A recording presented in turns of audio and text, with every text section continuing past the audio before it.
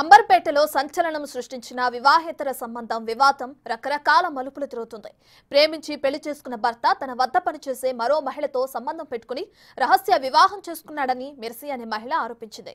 అయితే తాను రెండో పెళ్లి చేసుకోలేదని మెర్సీ భర్త చెబుతున్నాడు. రెండో పెళ్లి చేసుకున్నట్లు ఫోటోలు క్రియేట్ చేస్తుందని అంటున్న ప్రవీణ్తో మా ప్రతినిధి సుజాత ఫేస్ టు ఫేస్. ఉదయాన్నే మెర్సీ భర్త అయినటువంటి ప్రవీణ్ వేరే మహిళతో ఉంటున్నాడు అని చెప్పేసి రెడీ హ్యాండెడ్ గా పట్టుకున్నాము అని చెప్పేసి వాళ్ళ మీద దాడి చేయడము, అదేవిధంగా ఇక్కడ పోలీస్ స్టేషన్ లో కూడా ఫిర్యాదు చేశారు. ప్రస్తుతం మెర్సీ భర్త ప్రవీణ్ మనతో ఉన్నారు. చెప్పండి, అసలు గొడవ ఏంటండి? రెడీ హ్యాండెడ్ గా పట్టుకున్నాము, ఒకే ఇంట్లో నివాసం ఉంటున్నటువంటి మిమ్మల్ని అక్రమ సంబంధం అంటున్నారు, ఏంటి? అక్రమ సంబంధం అంటే ఏం లేదండి. తను నా ఆఫీస్లో కొలీగ్ అండి. మాకిద్దరికి తనే నా భార్య మెర్సీ ఏంజల్ ఒక అఫేర్ అంటగట్టి మమ్మల్ని ఇద్దరిని చిత్రీకరించి తన హస్బెండ్ దగ్గర తనని చెడ్డదాన్ని చేసి నన్ను తన్ని ఒక ఊచులోకి లాగి మమ్మల్ని బయటికి గెంటేసేటట్టు చేశారు. ఇప్పుడు మేమిద్దరం మాకు సోర్స్ ఆఫ్ లివింగ్ ఒక పోర్షన్ ఉండాలి కాబట్టి మేము ఒక చోటు ఉన్నాము. అండ్ ఇక్కడ మార్నింగ్ 8:30కి మా మీద అటాక్ చేశారండి. 8:30కి వచ్చి మమ్మల్ని కొట్టి నా టీవీ, ఫ్రిడ్జ్ అవన్నీ పగలగొట్టేశారు. పగలగొట్టి అలాగే నా బ్రెజా కార్ అండి, నా బ్రెజా కార్ ఒకటి లాక్కెళ్ళారు, హోండా యాక్టివా ఒకటి లాక్కెళ్ళారు. అండ్ అలాగే నా ఐఫోన్ అండి, నా ఐఫోన్ కూడా తీసుకొని వెళ్ళారు. నా ఐఫోన్ నాకు బేసిక్ నీడ్ అండి. నాకు ఇప్పటి వరకు కాంటాక్ట్స్, పాయింట్ ఆఫ్ కాంటాక్ట్స్ కానీ ఎవరితోనే మాట్లాడాలన్నా అది కావాలి. నా బ్యాంకింగ్ మొత్తం దాంట్లోనే ఉంది. ఇప్పుడు ప్రస్తుతానికి నన్ను రోడ్డుకి లాగేశారండి.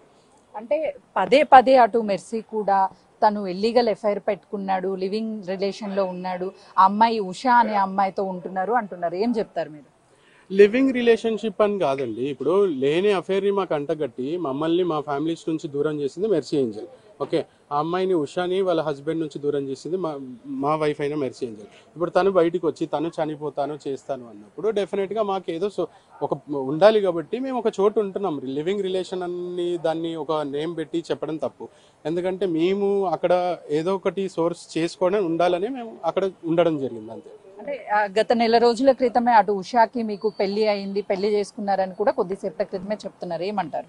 లేదండి, అట్లాంటివి ఏం లేవు. యాక్చువల్లీ ఈ గొడవ జరిగిన తర్వాత మేము బయటికి వెళ్ళడం జరిగింది వాస్తవం, కానీ పెళ్లి చేసుకోవడం ఇవన్నీ మాత్రం చిత్రీకరణ అండి. దీనికి ఎటువంటి ఆధారాలు లేవు.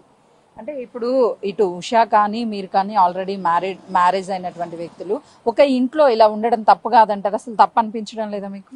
తప్పండి, తప్పని డెఫినెట్గా అనిపిస్తుంది. కానీ ఇప్పుడు ఎవరైతే అఫేర్ అంటగట్టారో వాళ్ళు మ్యూచువల్గా కూర్చొని అటువైపున ఇటువైపున మాట్లాడి ఒక సామరస్యంగా మ్యూచువల్గా ఒక అభిప్రాయానికి వస్తే మేమైనా మాట్లాడగలుగుతున్నాం. ఇప్పుడు ఇద్దరు కూడా ససేమీరా మీరు ఇలా చేశారు అని చెప్పి మమ్మల్ని బయటికి నెట్టేసిన తర్వాత మాకు కూడా ఇప్పుడు వాళ్ళైతే ఎలా అయితే మమ్మల్ని బయటికి నెట్టారో మాకు కూడా ఒక చోటు ఉండాలి కాబట్టి మేము ఇద్దరం కలిసే ఉంటున్నామండి. ఏంటంటే రెంట్ షేర్ చేసుకుంటున్నాము, అవి చేసుకుంటూ ఉంటున్నాం తప్పించి మిగతావి ఏమి లేవు. అంటే ఇప్పుడు అటు ఉషా భర్త కావచ్చు, అదేవిధంగా మీ భార్య అయినటువంటి మెర్సీ కావచ్చు, వీళ్ళిద్దరూ కూడా మా భర్త మాకు కావాలి, అదేవిధంగా నా భార్య నాకు కావాలి, ఇప్పుడు వచ్చినా కూడా తీసుకువెళ్ళడానికి సిద్ధంగా ఉన్నాము అంటున్నారు. వెళ్తారా మీరు? అది అసలు నాకు ఇప్పటికే అర్థం కాదండి. నేను ఈ లాస్ట్ 2 months నుంచి నేను చాలా విధాలుగా ట్రై చేశాను, కాల్ చేశాను, మెసేజెస్ చేశాను, కలిసి మాట్లాడతాము. పిల్లలు స్కూల్ స్టార్ట్ అవుతుంది, పిల్లలు ఫీజులు కట్టాలి, ఇవన్నీ అన్నీ కూడా నేను వెళ్ళిన ప్రతిసారి కూడా నన్ను అవమానించి చెప్పు కింద కాళ్ళగా పడి ఉండాలి, నీకు అఫైర్ దొరికావు నువ్వు అని చెప్పి నన్ను హేళన చేసి మాట్లాడడము. అండ్ అందరి ముందర చెప్పుతో కొట్టిందండి, చెప్పుతో కొట్టి ఇలా చేసిన తర్వాత కూడా నేను అప్పటికీ ప్రయత్నిస్తున్నాను, మాకు ఉంటుంది ఉండాలని. కానీ మమ్మల్ని ఇంత రోడ్డుకి లాగిన తర్వాత, ఇంత చేసిన తర్వాత కూడా వాళ్ళు ఆలోచిస్తున్నారు అనేది మాత్రం అది వాళ్ళకే వదిలేయాలి. అంటే ఇప్పుడు ఉషా వాళ్ళ భర్త కూడా ఉషాని తీసుకువెళ్తాను, పిల్లల కోసమైనా సరే తీసుకువెళ్తాను అంటున్నారు. మీరు పంపిస్తారా? అసలు మీరు ఉషాని వదిలిపెడతారా? డెఫినెట్గా అండి, తను ఇంట్రెస్ట్గా ఉండి వెళ్ళడం చేయడం అని అంటే డెఫినెట్గా నేను పంపిస్తాను. నేనెవరు ఆపడానికి? మేమేమో రిలేషన్లో లేవని ఆల్రెడీ చెప్పాను. మేమెవరు ఆపడానికి? తను వెళ్తానంటే ఏ రోజో నేను రెడీ ఉన్నాను. తనే ఏంటంటే తను వెళ్ళి నేను టార్చర్ అనుభవించి ఇవన్నీ నన్ను తట్టుకోలేను కాబట్టి నేను ఇండిపెండెంట్గా ఉంటాననింది. ఇండిపెండెంట్గా ఉండే బదులు ఇద్దరం కలిసి రెంట్ షేర్ చేసుకుందాము, ఎక్స్పెన్సెస్ షేర్ చేసుకుందామని ఒక చోటు ఉన్నాం. ఫైనల్లీ తను మీతో కలిసి ఉంటాను అంటుంది, ఉండడానికి మీరు సిద్ధంగా ఉన్నారా? డెఫినెట్గా అండి. కానీ ఈ విధమైన డామినేషన్ నన్ను ప్రతిసారి డామినేట్ చేస్తూ ఉండడం, అలాగే ఇప్పుడు తన క్రిస్టియన్, నేను హిందూ, నా హిందూ గాడ్స్ మీరు ఇంటికి వెళ్ళి కాల్సెస్ చెక్ చేయండి, నా హిందూ గాడ్స్ నేను పూజ గది పెట్టుకుంటే అవన్నీ తీసి బయటపడేయడం, ఇటువంటి విధమైన టార్చర్, ఎవరికి బయటికి తెలియని టార్చర్ నాకు చేస్తుంది.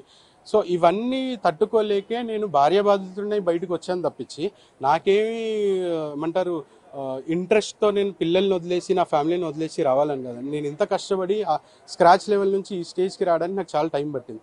సో అవన్నీ వదిలేసి ఈరోజు నేను మళ్ళీ స్క్రాచ్ లెవెల్ పడిపోవాలని నాకు ఎటువంటి ఉద్దేశం లేదు. చూస్తున్నాం కదా, ఏదైతే మెర్సీకి సంబంధించి అటు ప్రవీణ్ తన భర్త అయినటువంటి ప్రవీణ్ కూడా పూర్తి స్థాయిలో ఇక్కడ ఏదైతే ఇష్యూ జరిగిందో ఉదయం రెడీ హ్యాండెడ్గా పట్టుకున్నాము అని చెప్తున్నారో అదంతా కూడా అవాస్తవము. ఎందుకు అనంటే కేవలము మేము గత కొన్ని రోజుల నుంచి గొడవలు అవుతున్నప్పటికీ ఇప్పుడు ఏదైతే జరిగిందో కేవలం దూరంగా ఉంటున్నాము, తిరిగి కలిసి ఉండడానికి అవన్నీ కూడా తర్వాత చూసుకుంటాము అని చెప్తున్నారు. కెమెరామెన్ గౌరవ్తో సుజాత.